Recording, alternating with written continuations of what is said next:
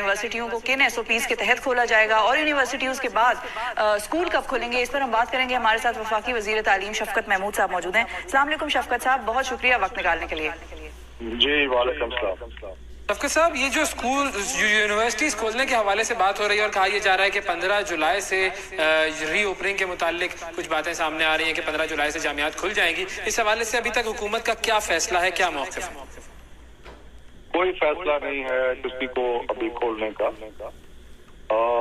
ہم نے جب جامعات کو سب کو بند کیا تھا اس کے بعد ہم نے ایک ریویو کیا مئی کے اندر کہ کیا کرنا چاہیے، پھر ہم نے مزید ان کو بند کر دیا.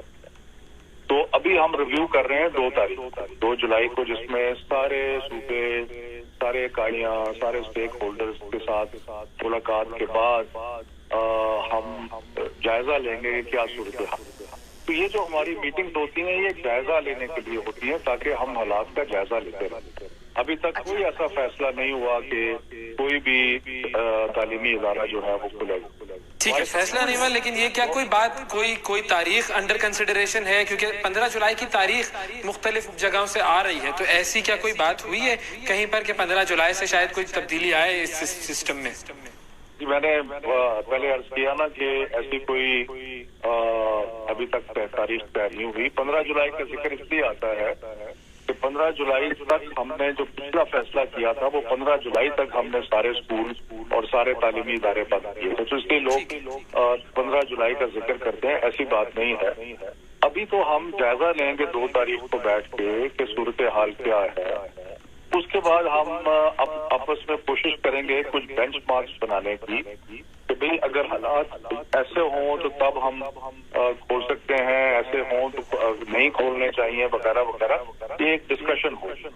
اور اس کے ساتھ 2 ایشوز ہیں. ایک ایشو جامعات کو کھولنے کا ہے، دوسرا ہمارے پہ جس کے لیے ہمارے پہ پرائیویٹ سیکٹر سے بہت زیادہ پریشر ہے.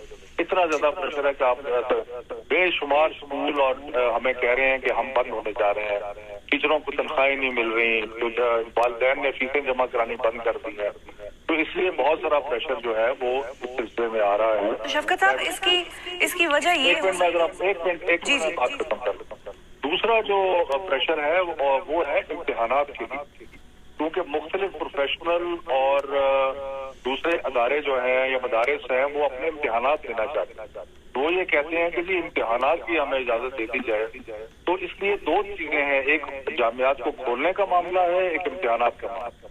ٹھیک ہے. اچھا شفقت صاحب، یہ بھی ہم کہہ سکتے ہیں کیا کہ پاکستان میں کیونکہ آن لائن ایجوکیشن کا نظام اس طرح سے ڈیولپ نہیں ہو سکا ان 4-5 مہینوں میں بھی، مارچ سے اگر ہم بات کریں 3-4 مہینوں میں، تو اس وجہ سے بھی یہ بہت زیادہ پریشر ہے کہ جو سکولز ہیں وہ کہہ رہے ہیں ہمیں کھولنے دیں کیونکہ ان کے پاس وہ انفراسٹرکچر نہیں ہے یا کہیں پر ہمارے پاس انٹرنیٹ کی سہولت نہیں ہے. اور پھر یونیورسٹیز کا یہ کہنا ہے کہ کیونکہ اسٹوڈنٹس دور دراز کے علاقوں سے شہروں کی طرف آتے ہیں یونیورسٹیز میں پڑھنے، تو جب وہ گھروں میں بیٹھیں گے تو پھر وہی بات ہے کہ وہ اسٹرکچر نہیں ہے ہمارے پاس آن لائن ایجوکیشن کا.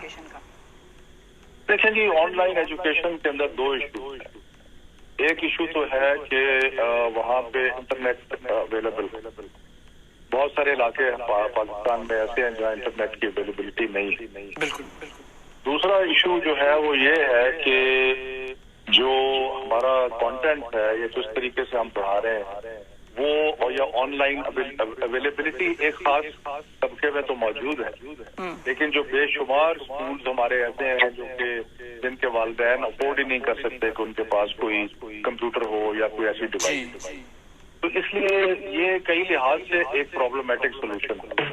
لیکن ہم کوشش کر رہے ہیں دونوں طرف کہ ایک طرف تو یہ کہ ہم کوشش کر رہے ہیں کہ ہم انٹرنیٹ کی جو اویلیبلٹی ہے اس کو انکریز کریں، اور دوسری طرف ہم جو مختلف طریقوں سے ان تک پہنچنے کی کوشش کریں کہ جن کے پاس انٹرنیٹ کی فیسلٹی نہیں ہے، جس کے لیے ہم نے ٹیلی اسکول بھی شروع کیا ہے، جس کے لیے ہم ریڈیو بھی شروع کر رہے ہیں. تو یہ کوششیں ہیں. دیکھیں یہ 100 سال کے اندر اتنا بڑا ایک امتحان جو ہے کسی بھی ملک کے لیے نہیں آیا، اور اس کے لیے کوئی SOPs بھی نہیں تھی، اس لیے کہ پہلے کبھی نہیں تھا.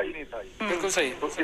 اس لیے ہم اپنے جس طرح اس کا وقت گزر رہا ہے کچھ چیزیں بہتر ہو رہی ہیں، ہمیں سمجھ بھی آ رہی ہے کہ اس چیزوں کو ہم نے کیسے اس کا مقابلہ کرنا ہے. لیکن ہمیں یہ بھی ایک بات بالکل ضرور سمجھ میں آ گئی ہے، اور میرے خیال میں ظاہر ہے آپ لوگوں نے بھی اس بات کو اپنے مد نظر رکھا ہوگا کہ جب یہ وبا ختم ہو جائے تب بھی آن لائن ایجوکیشن اور انٹرنیٹ اویلیبلٹی یہ پاکستان میں بہت زیادہ ضروری ہے، اور ان تمام علاقوں میں ایک ایک شخص تک جب تک انٹرنیٹ نہیں پہنچے گا اس وقت تک آن لائن ایجوکیشن کی طرف ہم مکمل طور پر نہیں جا سکیں گے. یہ کام اگر حکومت کر دے تو بہت بڑا کام ہو جائے گا. اسکولوں کی طرف آتے ہیں سر. اسکولوں کے حوالے سے آپ نے کہا تھا کہ 70% ایسے والدین ہیں جو چاہتے ہیں کہ ان کے بچے اسکول جائیں، تو کیا یہ ڈیٹا آپ کے پاس کسی سروے سے آیا تھا یا کسی اور ذریعے سے حاصل کیا گیا تھا؟ اور اسکولوں کے حوالے سے پھر اگر اتنی ڈیمانڈ ہے والدین کی اور وہ اتنی کانفیڈنٹ ہے، اور ہاں، تو پھر کیا کر رہے ہیں؟ کیونکہ ظاہر ہے سچویشن کنٹرول ہوتی ہوئی ہمیں وبا کی تو نظر نہیں آ رہی.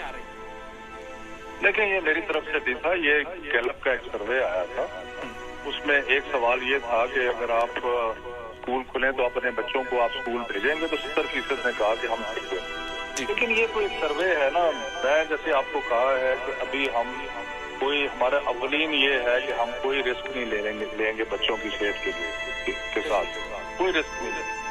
سب سے پہلے بچوں کی صحت اور ان کی جو آپ سمجھیں کہ ویل بینگ ہے وہ ہمارے مد نظر ہے. اس کے بعد ہمارے مد نظر یہ ہے کہ ہم کتنی جلدی تعلیم کا سلسلہ جو ہے وہ دوبارہ شروع کر سکتے ہیں. تیسری بات مد نظر یہ ہے کہ ہم ساری دنیا کے جو اگزامپلز ہیں ان کو اسٹڈی کر رہے ہیں کہ کن ملکوں نے کس بنیاد پر اسکول جو ہیں وہ دوبارہ کھولے، کیا جب انہوں نے دوبارہ کھولے ہیں تو SOPs کیا بنائی ہیں وہ بھی ہم اسٹڈی کر رہے ہیں. تو مختلف چیزیں جو ہیں ان کو اسٹڈی کر کے دیکھ کے اور یہ فائنل فیصلہ ہوگا. یہ کچھ جلدی میں فیصلہ نہیں ہوگا. بالکل ٹھیک ہے، بالکل صحیح فرمایا شفقت محمود صاحب نے کہ